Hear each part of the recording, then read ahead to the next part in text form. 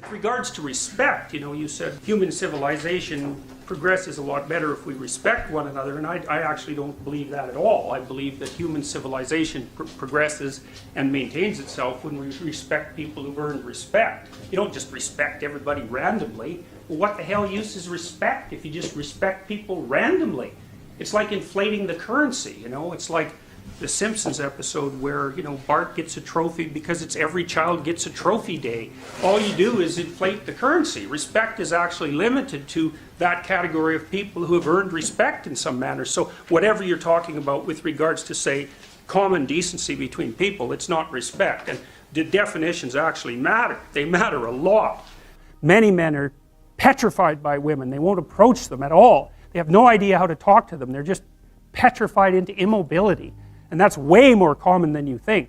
And so that breeds resentment like you wouldn't believe. Then that's the problem too. If you're chronically rejected by people, it's often because of your own insufficiencies.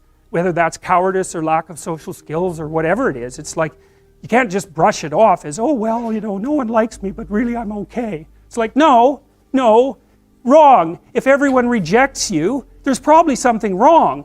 And it's probably deep and difficult, and it's going to be horrible to fix.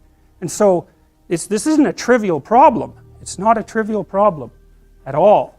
And so, that's Mother Nature for men too, because from the sexual selection point of view, if they're not selected as a mate, nature has taken them out of the game, right? And so, people don't really like that. They're not that happy with that. And so, but getting all whiny about it and then getting violent is like, that's just not really very helpful, although it's very common.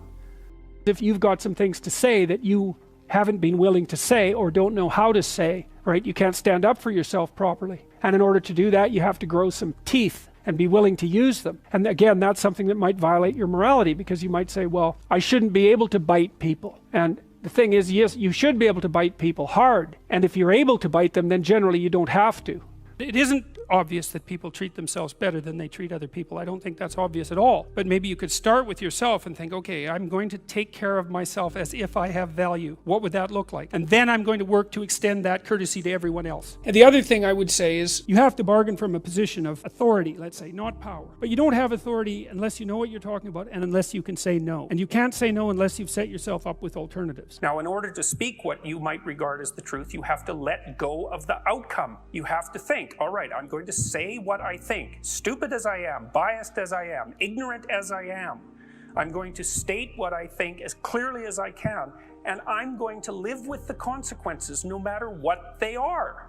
Now, the reason you think that's an element of faith. The idea is that nothing brings a better world into being than the stated truth. Now, you might have to pay a price for that, but that's fine. You're going to pay a price for every bloody thing you do and everything you don't do. You don't get to choose to not pay a price. You get to choose which poison you're going to take. That's it. So if you're going to stand up for something, stand up for your truth. It'll shape you.